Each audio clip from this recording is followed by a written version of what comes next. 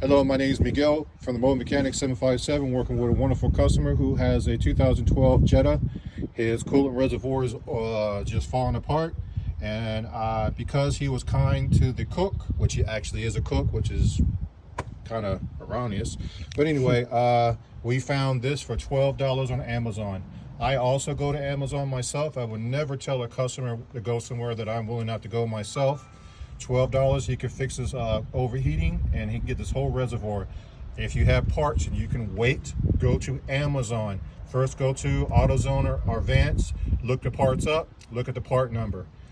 Make sure the part looks almost the same, or take a picture. The next thing you do is go to year, make, model, engine size to Amazon.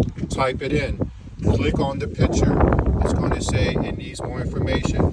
Once you give the information that Amazon wants you to have, you put it in, and if it says it fits, then it'll fit. $12 fix right here. All he has to do is take out a few bolts. He can do it himself for $12.